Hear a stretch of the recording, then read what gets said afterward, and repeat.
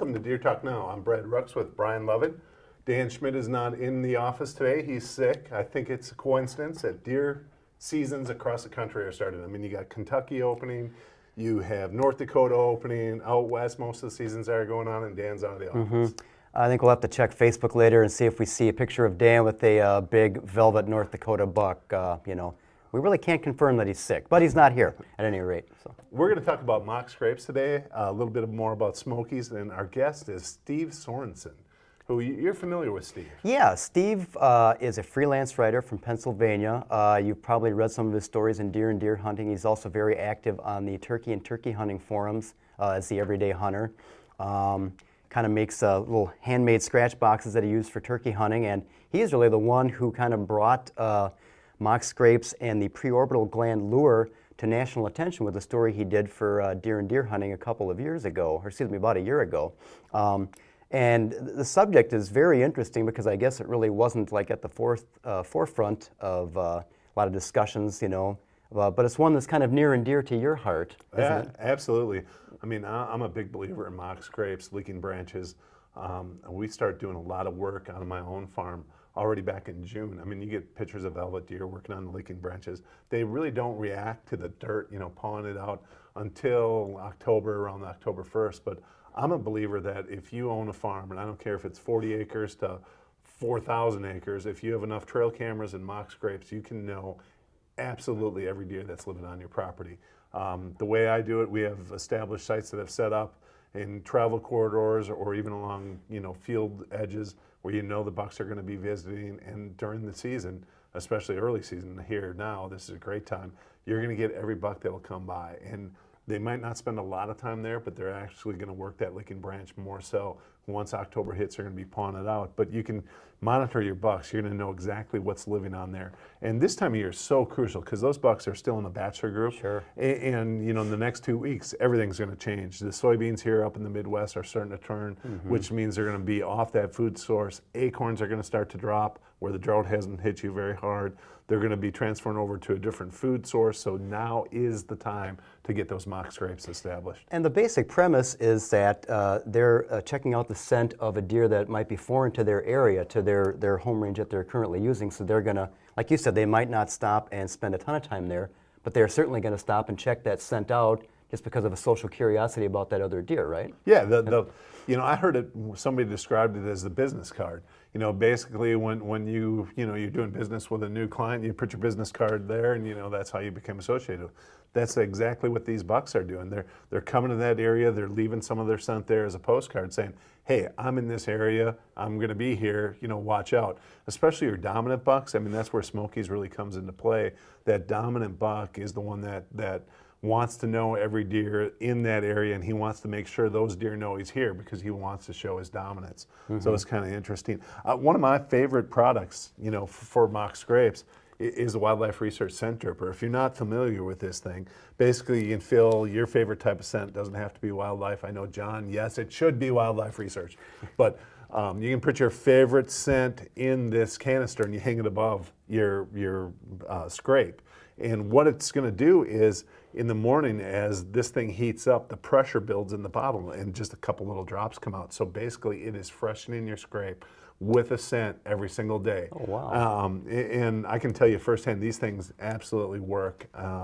We got a question somebody had asked earlier in our stack here, what should I do? And the guy's name was kind of unique. I'm not going to dig back through it. But anyway, he asked, should I throw the kitchen sink at him? What should I do? I mean, I don't think you want to overload that whitetail with too much. What I do when I set them up is the first thing is, I use a rake to paw out an area that's just a visual stimulus of that deer. Even here in the off season, when I know they're not really working that scrape, I'm going to make that visual cue to those whitetails so that they come. Then I'm going to put a scrape dripper in there, and I'm going to put some kind of urine or ammonia-based scent into the thing. Now with Smokies, I started experimenting with his. I'm just putting a little bit of that up on the licking branch, and it seems to be very successful. Of course, I didn't bring any of my trail cameras in this right now. I could have had tons of pictures for you. Right now on my farm, it's kind of unique because the food, the way it's laying out, I don't have mature bucks on my farm right now. I mean, I can show you a bunch of 2-year-olds, a bunch of little baskets that are coming. Does are going to visit that site as well. As I said before, the soybeans are going to come off shortly. The leaves are going to turn yellow. As soon as they're completely yellow, the deer stop eating them. Right. Those bucks, I got a bachelor group of 4 or 5 living about a mile down the road. I can guarantee you in 2 weeks they're going to be on my property. I mean, I just know they're going to be there. Because you, like we were talking about earlier, you have food on your place this year right now, Yep. whereas it might be kind of a forage challenging year, I guess, in the Midwest, especially with the drought. But so I mean, you're attracting with the food and then monitoring with your cameras over these mock scrapes, and Yep. and when you're using a dripper like that, you're using it in conjunction with scent on a licking branch as well? We started doing that because this is going to be a urine base, and it works better. You know, it works really good when it comes to being October. I think where I said a lot of deer aren't really, you know, urinating in that scrape and working the scrape up with their, you know, hooves. I think right now the preorbital is fine because what they're really doing is just working the licking branches totally. But as soon as they turn hardhorn, things all change. You know, and right now, believe it or not, across the Midwest, we're in South Carolina, a little over a week ago, and I saw one buck that was hardhorn there. And as soon as I got home, I saw 2 that were hardhorned. And when we pulled cards, we got pictures of hardhorn bucks. No kidding. So it's literally probably, you know, for here, at least a week and a half earlier than normal. Yeah, yeah. And I was going to ask you about that too. If you'd seen it, I saw a buck on my way to work today that was, he was a little guy, 1.5 years old, but he was still very much in velvet, you know. I mean, usually I think, but September 1st is about usually the date that they say it's, you know, most of the bucks after September 1st will be hard antlered. But this year, like you said, you're seeing more and more. I mean, do you think that's weather related or drought related or? I think, you know, I think they might have started growing a little bit earlier than normal.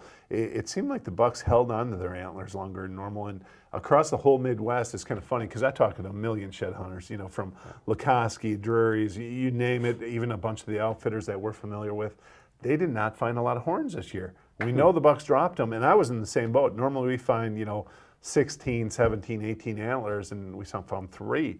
Yeah. And you know, why was that? I think 2 things. One is they held them longer than normal. There's more food than normal, so they weren't concentrated. So our traditional shed antler areas weren't productive. And I think going into the season, you figured that you'd find more because there was very little snow. I mean, here about the time that a lot of those big deer would be dropping their antlers, so I figured, oh my gosh, if you had an area where they concentrated in winter, you'd be in the money.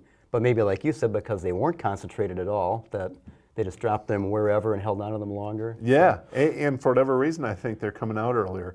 You know, I was hoping that, you know, it would be a normal year for moisture because then the whitetails are taking in as much nutrition as possible during the growing season.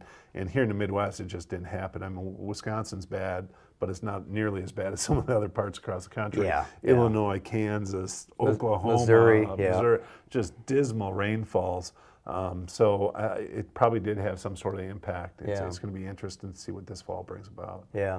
Now getting back to the trail cameras, when you're using a dripper and a licking branch like that on your mock scrape, I mean, how are you positioning your cameras? I mean, you're trying to get right up close so you can really get a good ID on individual bucks? Or? My favorite setup is use any of the cameras that have multi-burst technology where you get 3 photos of them relatively quick. I put it on absolutely on the same tree. But I'm normally putting on a fairly large tree, so that camera is probably 6 feet away from where the deer is going to be coming from. Why do I like it there? I want the burst because if you get a deer head on, you really can't tell a lot from his rack. You can see mass, you don't even know how many times he is. But when you do that burst, it seems like they turn their head somewhere in there, and you're getting, you know, 3 different shots of his rack. And I've come to the conclusion that in the burst mode that, you know, if a buck comes in, I can probably get the score of his antler and the age right, you know, at least the age right, and probably the whitetail score within 5 inches of that. Really? Deer. So, wow. But we've been doing it for years, and the biggest thing for me isn't about what that whitetail score is. It's really about how old he is. Yeah.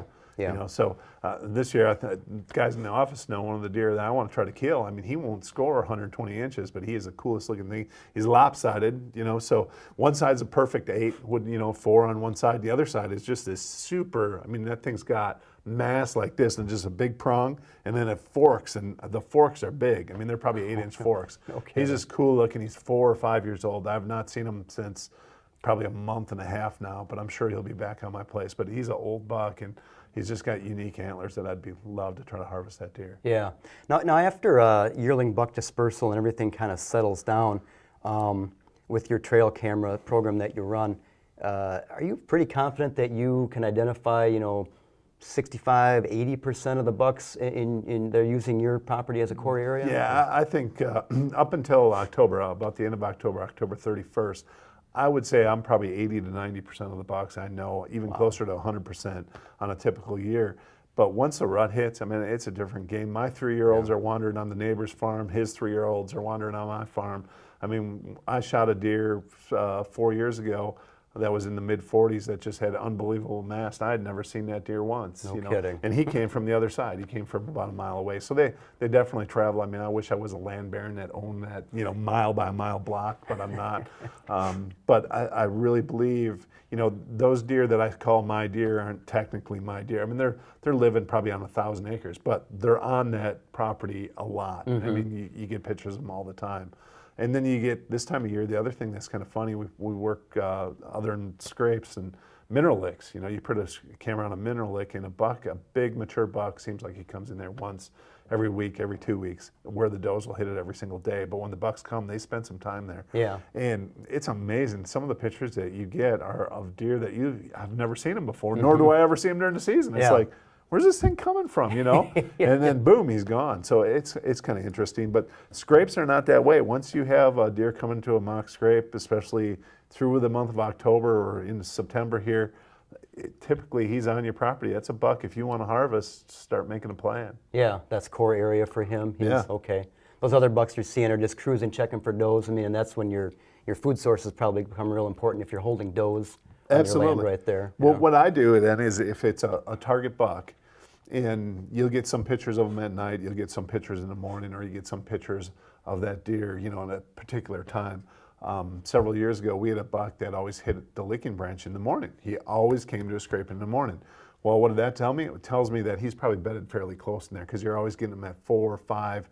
Early season, before the season started, you're probably getting them at 5:30 or 6 in the morning. As the season progressed, it became earlier and earlier. He just had felt, knew there was a little bit of pressure, but exactly where that deer was in the morning and where he was entering the woods. Now it was up to me to figure out where he was going to bed, and if you can think like a mature whitetail, and I'm not the best at it, but I'm okay at it, I knew, if I'm a big mature deer, historically, here's where I was going to bed, and that's where we hung the tree stand, and that's where we killed them. So, I mean, you really work from the outside in is what I do. And if you got a series of mock scrapes, on your property on the outside and then have some on the inside. Oh, I think this is Steve. Hang on.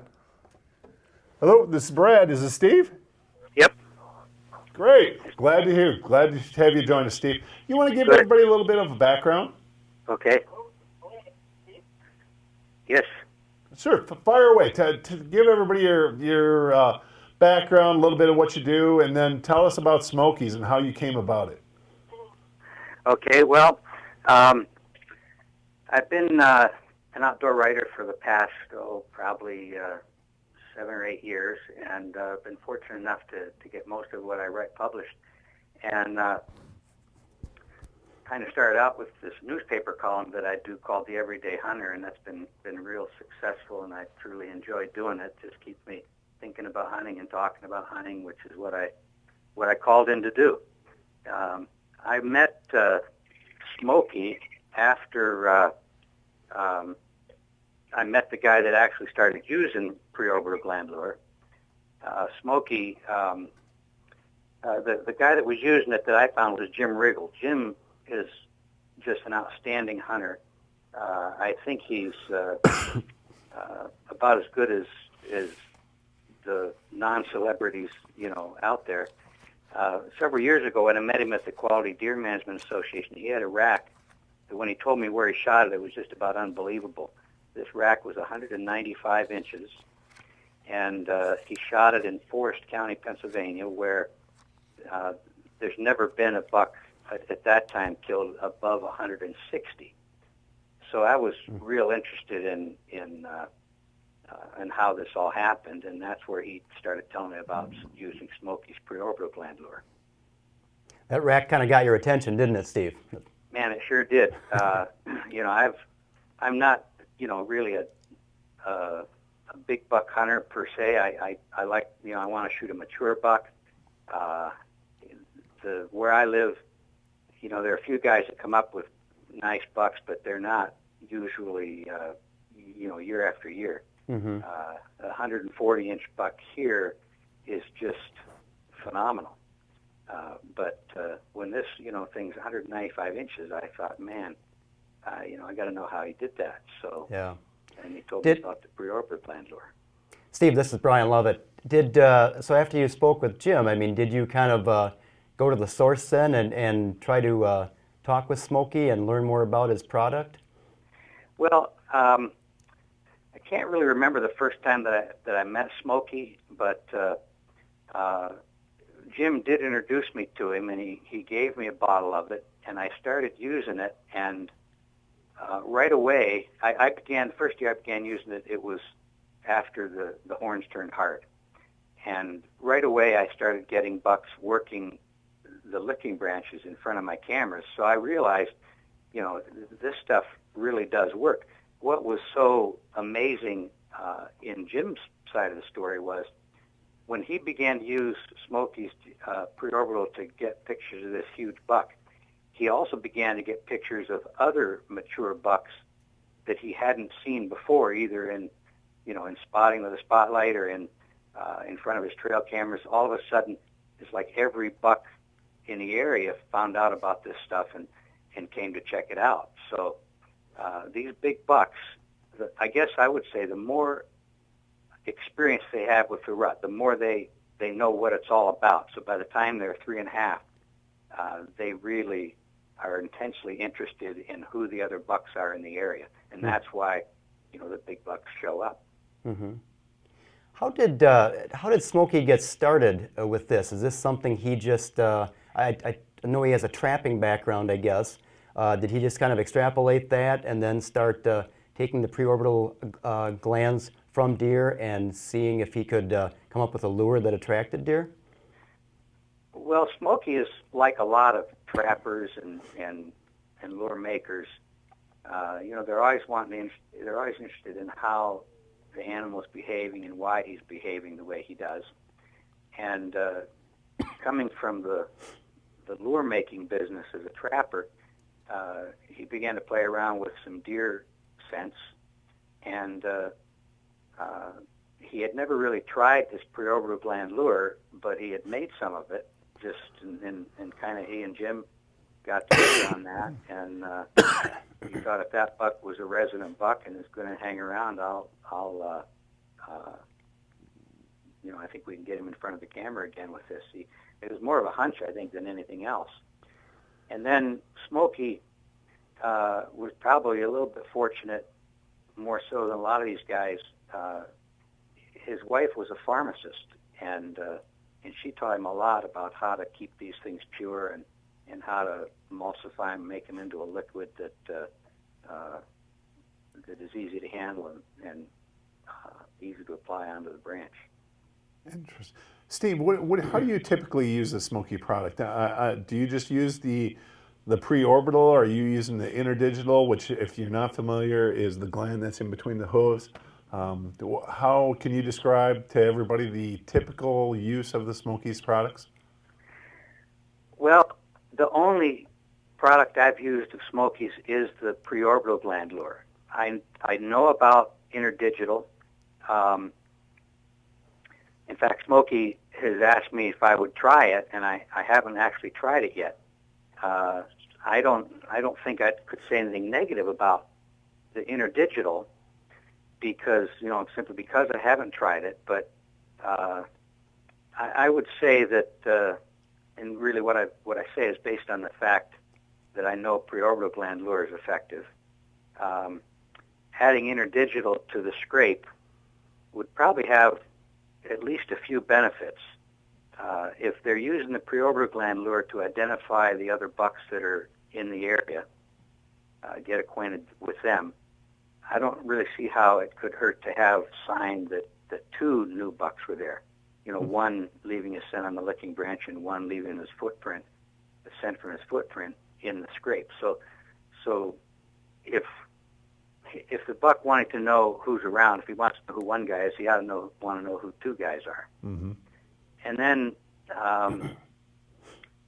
it might help complete the bigger picture at a scrape. You know, there are a lot of elements in a scrape. There's the licking branch, which research that I've read says 57% of the buck's interaction at the scrape involves contact of the preorbital gland area of his eye with the branch.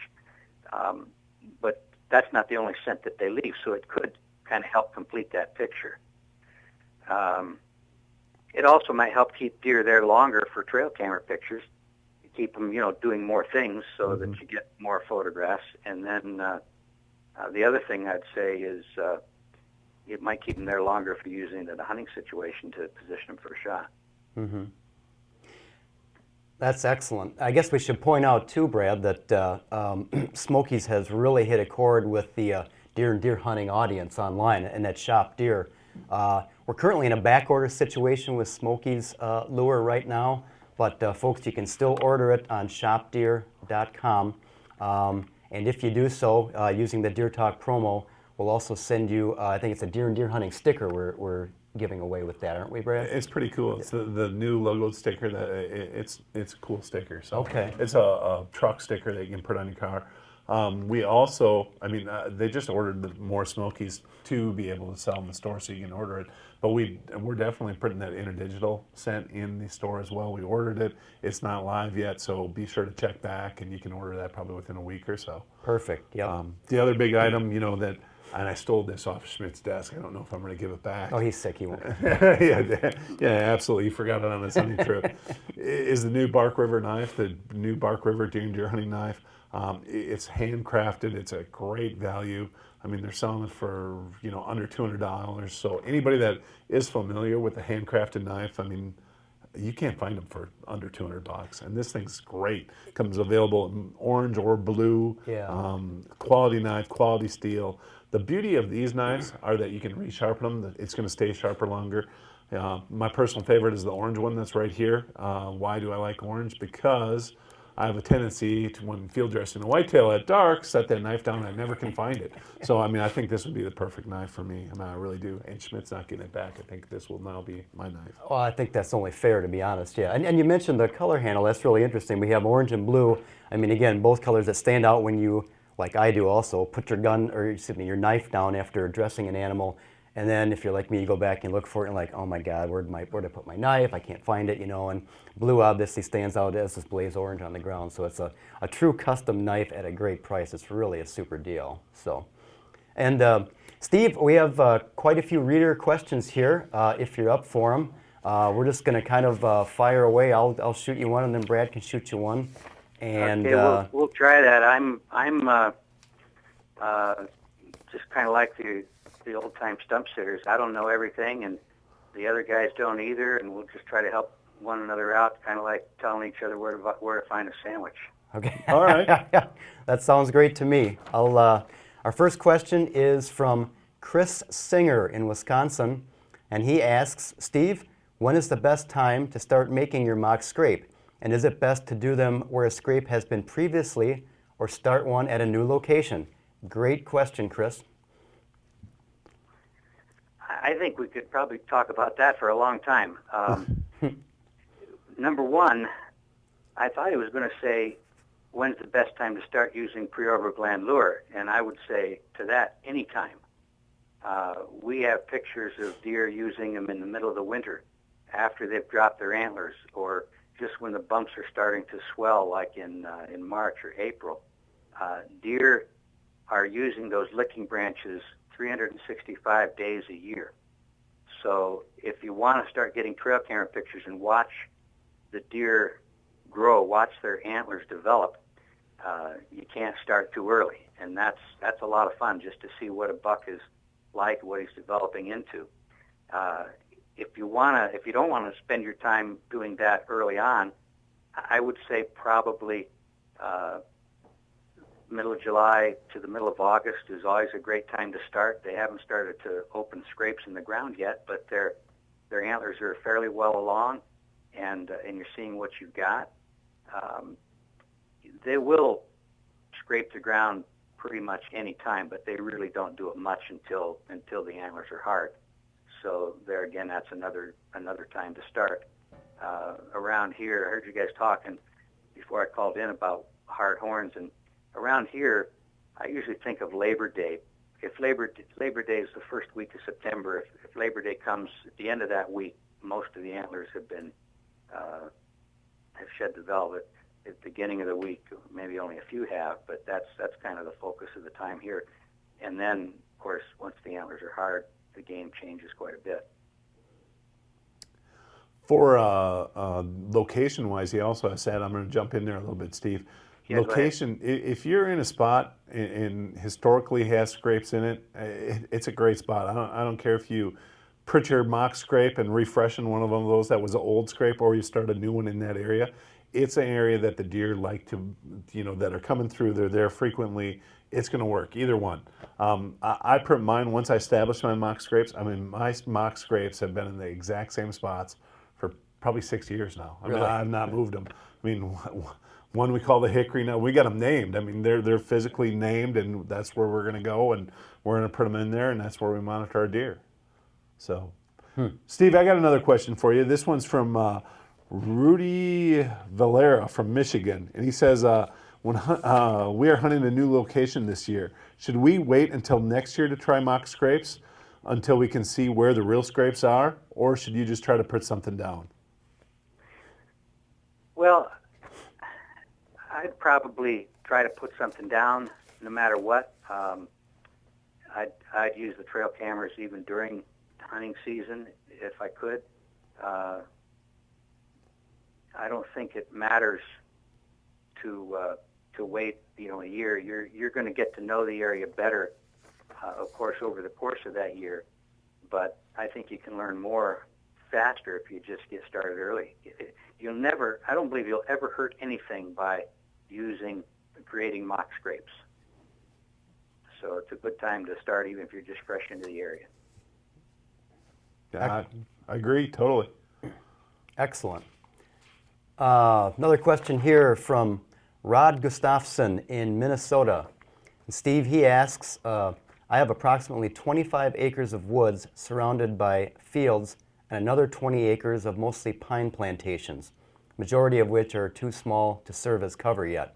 Said his property holds about a half dozen antlerless deer, and he knows there's a good buck within a mile that will certainly visit there during the rut. He asks, how many mock scrapes should a guy make along the edge where he knows the deer travel? Good question. In fact, it reminds me of what I did last year. I really blew it last year when I had a place that sounds just like that, about 25 acres of very thick, very wet terrain, bordered by some crop fields. And I thought, man, this is going to be a real honey hole. And it turned out to be only does. It was really a fawn rearing area. And I was fooled. I got one picture of a real nice buck. It was a very bad picture. And that made me really concentrate on that area. And that's the only picture I got of him. I got more pictures of coyotes than I got of bucks. Wow. But I spent a lot of time there. I had four cameras in that area, and just nothing really worked out until later in the season when the bucks started chasing does. Then bucks started to show up. That was kind of a doe area. I guess his question was putting scrapes along fields. I think you just kind of have to judge that by the terrain. Where are the trails coming out into the crop fields? Where are the crossing points if there's any water streams around? What kind of cover might jut out into the field? I don't think a small area like that, 4 or 5 ought to be plenty. Mm-hmm. That's what I'd start with anyway. Okay. The other factor to really consider is the predominant winds. What's amazing is the whitetail's nose. And, if you have a predominant west wind and you put that mock scrape in an area where the wind's going to blow through your area, they're going to find it. Yeah. I mean, So it's a huge, and anybody that doesn't know the power of animals knows the trapper does. I mean, I used to trap as a kid, and I remember using a dirt hole set for foxes, and it would go a month without getting anything, and all of a sudden, boom, you catch a fox on there, and he was in that dirt, he's looking down that little hole, and your scent, you would have swore it was long gone, but it's Yeah. still there, and it's no different than Smokey's preorbital. An area like that, yeah, if you're working licking branches, yeah, definitely put one on each corner. Put it in the funnels. I mean, you can't get, if you got a natural funnel, that buck is going to come through that funnel area sooner or later. Great Yeah, I'm question. glad you mentioned that, Brad. This preorbital gland lure, if you'll open the bottle and smell it, it has a faint smell. It's kind of a pleasant smell to me anyway, unlike, the urines or the sex-oriented scents. But when you put a drop of that on the licking branch, it's like hard to believe that this is really going to make any difference. This has taught me a respect for the deer's nose beyond what I ever had before. And so you're right, you cannot underestimate the power of a deer's nose. A lot of those photos you'll get before the deer is actually in your scrape, you get pictures of him and he's licking his nose because Oh, yeah. most people know moisture. If that nose is moist, they can smell better, and they're always licking their nose when they're coming to the Smokies. Yeah. So it's kind of cool. Great question, Rod. We'll give you a deer and deer hunting whitetail calendar for 2013. Chris as well for that previous question. Thank you. Yeah, I have another question for you. This one's kind of, I would think you'd be able to answer it, Steve. It's from Mark Janey out of Kansas. And he says, I put 4 scrapes in my area, and I noticed more scrapes, but mine are never touched by a real deer. Why is that, and how can I tell how big the bucks are on the other scrapes? Wow, I don't know if I can answer that one. It surprises me. Now, he didn't say that he's using Smokey's preorbital gland lure. Is he using rubber gloves, rubber boots?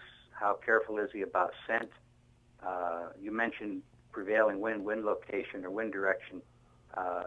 That could be an issue here.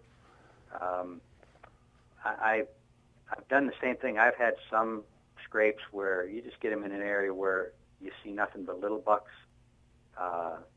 I've never had the experience where deer didn't use, if they're making scrapes in an area, they've used my scrapes too. Mm-hmm. So that kind of surprises me. I just suspect, maybe there's something they have an aversion to in the spot where the scrapes are, or some other reason. Maybe it's just not on the very, it's a strongly preferred trail that they're on, and they don't go where he's got his scrapes. I think you're right on the money. I think he contaminated that area somehow with human scent, and they smelled that before they smelled the scrape. One thing, it sounds like you run a lot of trail cameras. We run a lot of trail cameras here, but for the guys that don't have trail cameras, when you have a mock scrape and once they start pawing the ground, one of the things that you can do is work up that ground a little bit more if you bring a rake, and when that big whitetail comes in, especially a big one, they're gonna leave hoof prints in there. And you can tell if you got a big deer by the size of the hoof print. Yeah, you can loosen up the ground with a rake, yes. So that it makes it receive the footprint real well. Yes. It's not just a matter of moving the leaves aside. I'd make sure that dirt is kind of soft, at least the top inch or so. I learned that same trick. I don't know why I never thought of that, but Steve Martell taught me a trick. I hate to admit it, but he did. When you get a fork in a trail, rake out both sides, and you can easily see which trail has more activity on it. Okay. So, it's the same thing with scrapes. If you work that up a lot and you can't find identifiable track in it, that thing's getting absolutely pounded by whitetails. Get your butt over there and hunt on that thing or get a camera on it. So, great answer, Steve. All right, next question here is from Brian Amundsen of Wisconsin, and he asks, says, I've seen the most activity over scrapes just after some kind of precipitation moves through, rather than after several days of no precipitation. Have you found this to be true as well? And are there other times or situations when you see more activity over scrapes? Great question. Yeah, I would say my experience is the same. They do seem to be more active when weather fronts change. I don't know really why that is, but it probably has something to do with the way scent is carried. Right after a rainstorm, things are fresh. The deer are a little bit more on the move. So barometric pressure means a lot. I think you get more active when it's rising or when it's falling than they do when it's stable. Yeah, I agree. That's, do you think some of it might have to do also with scent, if that moisture, as Brad mentioned before, is making scenting conditions better, or do you think it's mostly a function of just increased deer activity in general? I think scent makes a big difference. If you walk into what can I compare this to? You're in the food court of a restaurant or a mall, and you smell all those smells. It gets your attention. I think it's the same way in the deer woods. More animals are leaving their scent. The scent's stronger, it lingers longer. So definitely the moisture after a fresh rain is going to really give that nose some overtime. Great. Wonderful. Great question, Brian. Deer calendar, thank you very much. Boy, you got all the calendars over there. I'm Yeah, going to just give you my list. I got another question. It's from Kevin Say from Virginia, and he says, is there a scent product that you can use for does as well to help you fill a doe tag over a mock scrape? I don't know. One thing I will say about that is the does are interested in the preorbital gland lure as well.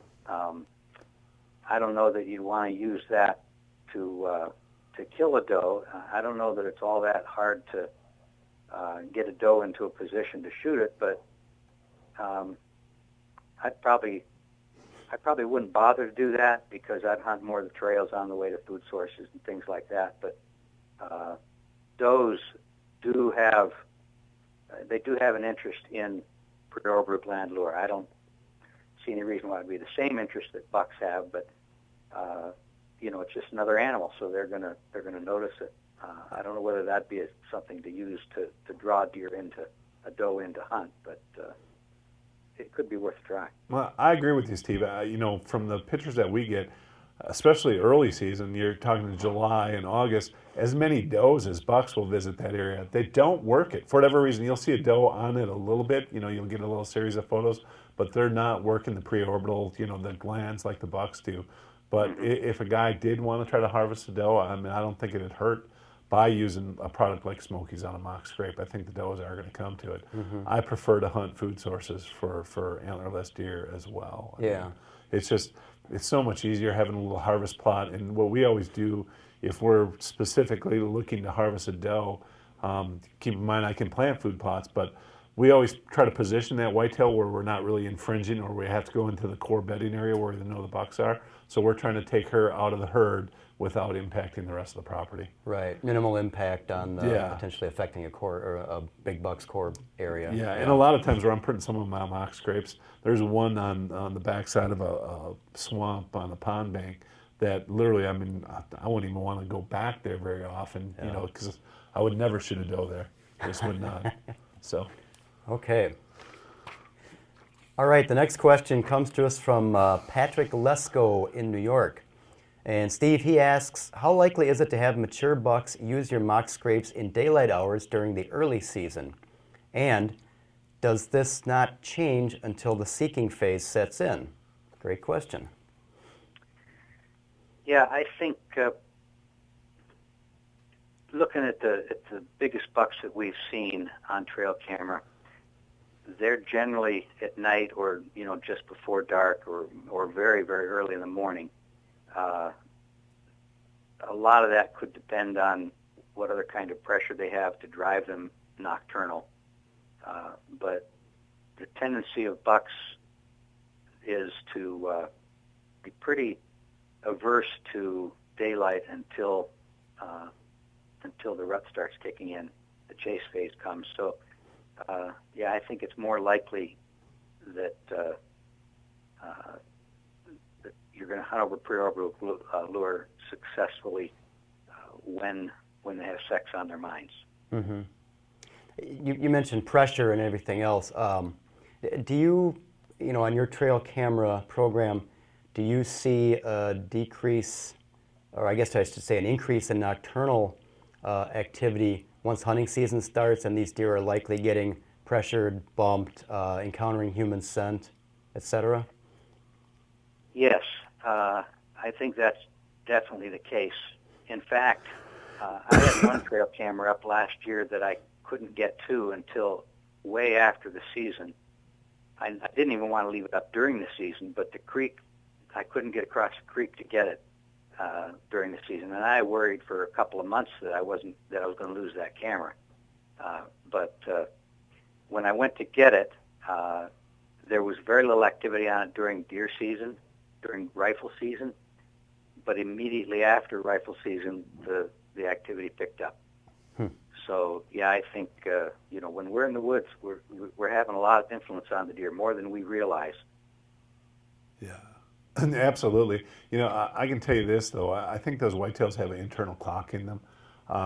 It's amazing to watch. Because we scout pretty hard on my own personal farm, and we run trail cameras, and we don't visit the trail cameras a lot, but you just see a shift. Either they're moving earlier in the morning or later at night, later in the evening as the season gets closer. As September's coming about for us, our season starts here. Archery is September 15th this year. It's always the second full weekend in September. And as you get closer to that season, it seems like those bucks are moving later and later. 2 years ago, I'll give you a perfect example. We're watching 4 bucks hit a food plot with the dominant ones in the 160s. The lesser of the 4 was probably a 130. I mean, they're all Pope and Young, and I thought we were going to kill those deer so easy the first day of the season. And but timing-wise, it was kind of interesting. You had photos of those guys in the food plot, 4 o'clock in the afternoon, 5 o'clock in the afternoon in July and August. September hit, they were still hitting that food plot, but it was closer to 7 o'clock. And we sat there open at night, and we would have killed one, but the scent, the neighbor's wind was blowing into our area, and these deer winded him. They smelled the human scent.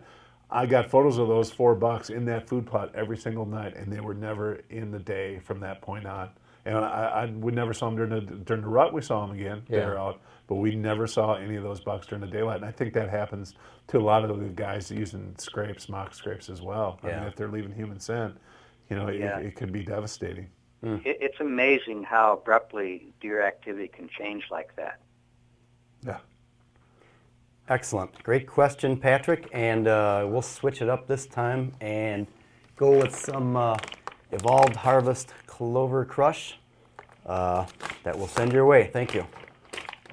Steve, this is a question from Brian Peters, and he asked, and I don't know if you can answer this one because it sounds like you might not use it, but he says, what would happen if I use doe estrus scent at this time of year? Would it help or hurt a scrape? That's basically his question. Should he use doe estrus scent? Is he saying at this time of the year right now? Yeah, this time of year. Late August? Well, I don't know. I don't know. I think there'd be a lot of opinions on that. Some people would say it's completely unnatural at this point, so you better not do it. But there are deer that come into estrus very early. In fact, I was reading an old copy just this morning of Pennsylvania Game News from 1963, and someone reported seeing a spotted fawn in March. Well, that means that the deer was bred, that its mother was bred much earlier than normal, so she could have been bred in August. It's possible, but I wouldn't really bother, I guess. I've experimented with mock scrapes pretty much with every type of scent at any time of the year, and I can tell you the estrus stuff really does not work until around October is when it's really going to pop. Yeah. And even then, if you use the true estrus stuff in early October, it's not very. There's other things that you can use, just a typical buck urine if you're going to use a urine-based product. But the other thing is once you get this mock scrape established, you don't have to keep continually putting in scent unless it's in a spot where you have a mature whitetail and you're trying to make him believe, and that's the premises of Smokies, that there is another big deer into that scrape. That's why you're trying to get that bigger deer to come more frequently, and you're trying to get him there during the daylight because he wants to beat that other buck to the licking branch or to the scrape. And that's the premises of the mock scrapes. Yep, you've got it exactly right, Brett. So Wonderful. Next question is from Brian Thurm in Iowa, and he kind of switches it up here a little bit, Steve. He asks, how actually is the preorbital gland removed from a deer and then turned into Smokey's preorbital gland lure? Well, that's a question I guess that we should ask Smokey. I'll tell you what I know, and I suspect that this guy is like a lot of hunters. You know, he's kind of a do-it-yourself guy, and he's wondering, can I figure out how to do this myself? And he might be able to. You've seen, most of us have killed very many bucks. We've seen like a yellowish waxy substance, almost like the Sandman had sprinkled the sand in the deer's eye. We see that in the fore corner of the deer's eye.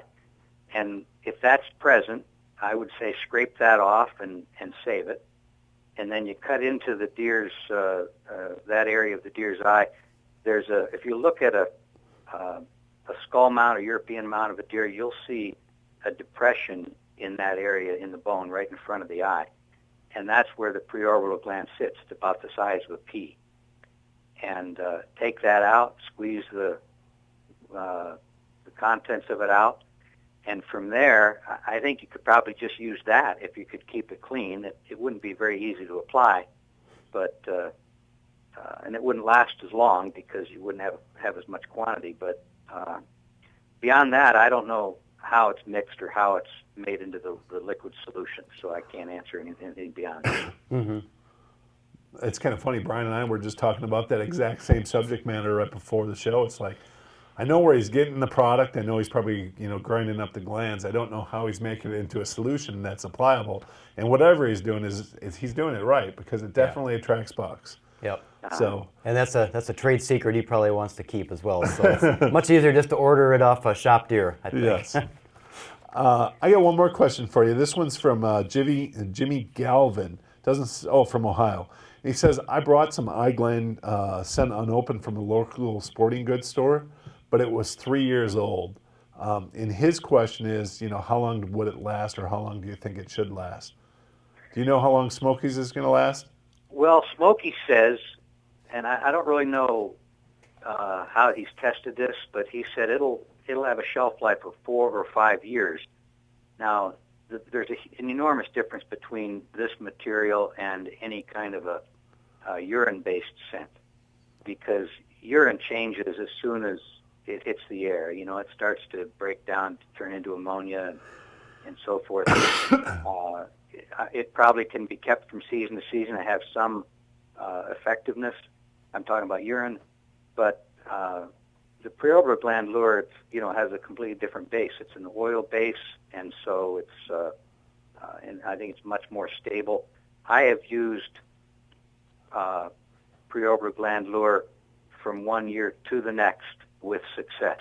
So, so obviously from that you can tell it has a long shelf life.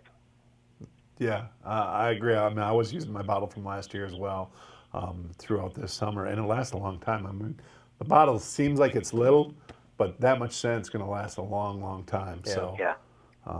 Anyway, Steve, I wanted to thank you. I mean, the time here that you spend is great.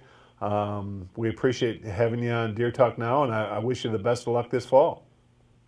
Thank you. You guys too. It's always great to talk deer hunting, isn't it? Oh, absolutely. Absolutely. That's why we love this show. Yeah, I was going to say, you guys have the best of it with this show. All right. Thanks, Steve. Thanks, Steve. Okay, take care, guys. You too.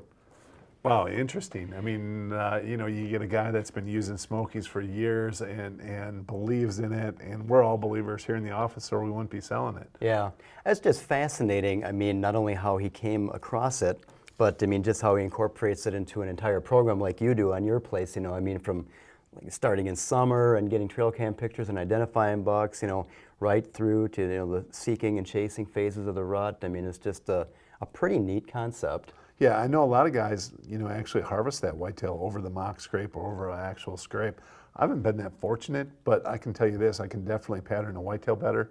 And once I learn out where they're bedding or which direction they're going from or to in the morning or evening, I mean, it makes me a more successful hunter. Yeah, absolutely. This is your chance to order some Smokies. We put in the last order, I think, of the year. because he doesn't have any quantities are limited. He only makes X amount per year.